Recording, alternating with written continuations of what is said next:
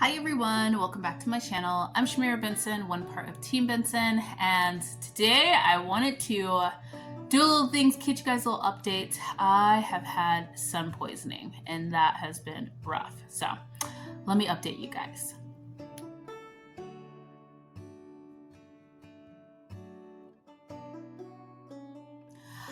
Okay guys, so every year I get the question of when do you start your indoor garden? Like when do you start your seeds and do stuff like that?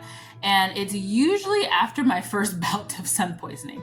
It's after I forget to cover the garden and part of it burns. It's I've gotten too much sun and I don't even want to be outside, or it's during monsoon season and it's like humid and the mosquitoes are tearing me up, or it's a combination of all three of that.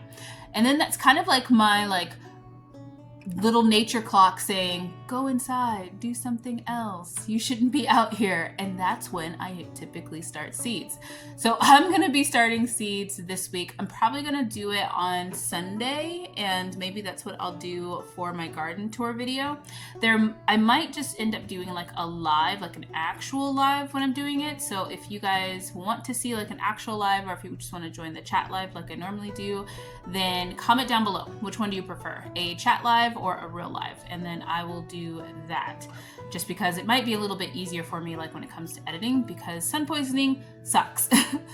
So if you guys don't know, one of the things we get here in Arizona is poisoned by the sun, where it's almost like it's kind of like a sunburn, I guess, but you feel really, really sick. And technically, like, my skin isn't like actually burned, but it's more so like I'm really nauseous and like my joints hurt really bad, and then I get like cold sweats, and it's not fun. It's not fun, but it usually clears up in a couple of days. I'm going to show you guys what I use to kind of clear it up and to kind of help with it.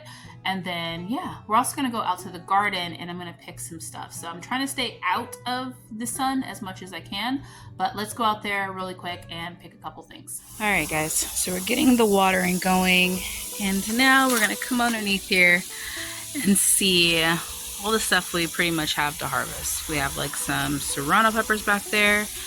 We have some jalapenos in here in this jungle of jalapenos.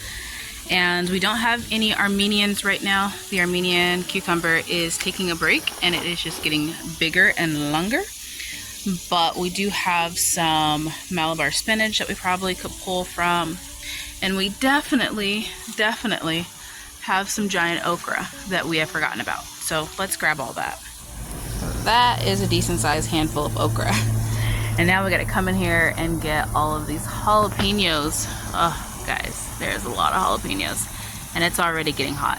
So guys, many of my jalapenos, and you'll see it mainly in my serranos, see like they're red back there, but they're starting to turn red because they really are ripening up a lot faster. So I'm gonna go ahead and try and get all of these peppers.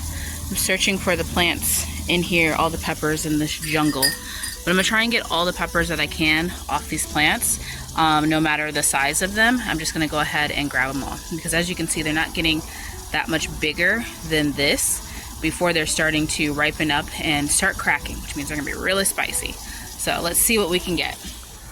Okay, here's what I got for okra, serranos, and jalapenos. And then I'm gonna go ahead and grab a couple of these leaves of the Malabar spinach, because we're going to use those for Shabbat dinner. Okay guys, this is what I have so far, but I'm starting to feel a little hot because it is starting to get warm. So I'm going to take this inside and let's talk about it. I'll probably come out and get some more Malabar spinach right before Shabbat to make it just a bigger pot of spinach. Okay, so I'm back. We got the goodies. I'm hoping these okras are going to be non-woody, which they feel like they're gonna be fine. I have missed a couple of vegetables for sure, just because, I mean, look at this, jalapenos all wrinkly. Just because I haven't really been able to get outside. It's kind of like right when I get out there, I make it like 5 minutes before I start feeling like sick again, like nauseous again. So, but yeah, we are fine. We're in the house and doing a little bit better. So I want to talk to you guys about what I do for sun poisoning, because I feel like it could be really helpful, and it's probably something a lot of you guys, especially in the desert, suffer with. And one of the best things that I find, and I use this for sun poisoning for me because that's typically what I get, and then like sunburns for Mr. Benson. So let me go grab it real quick. So that is rose water. So I buy flowers every Friday for Shabbat, but I'm not like one that my husband brings me home like flowers. Usually I go buy like the flowers for the table. But when he does, I always tell him to get me organic roses from somewhere that is organic, not sprayed with pesticides, all those different things. And he does. And then I take those roses and I dry them out and I use them for us for when we get too much sun, because it's bound to happen. We live in the great state of Arizona where it reaches temperatures of like 120. So the main thing that I do is I boil some of this in some water, and then I add this to a tub of water and then just soak it in. And the rose water really, really helps. When you get like sunburns, you can just make your tea and then just kind of dab it on your sunburns. So just take it and just wring it out like on maybe like a towel or something, and just coat yourself with that, and it really does help. The other thing I did is I made greens, like southern greens. And this is one of the reasons why I wanted to have my packs of greens, because I knew during the summer, sometime I'm going to get some type of like overexposure to the sun, and it was going to make me a little sick. And I make a bone broth that is very nutrient dense, and then also is made with Celtic sea salt. Celtic sea salt does really hydrate the body because it has all the minerals from the Celtic Sea. So I make a really kind of not super salty, but like kind of salty pot of greens, and that's what I eat for like a day, 2 days, and typically that makes me feel a lot better. So I hope this video was helpful for you guys. I hope that you guys are getting stuff still out of your gardens, and until next time, grow yourselves a garden, because even a small space can provide you with tons of food. Bye guys.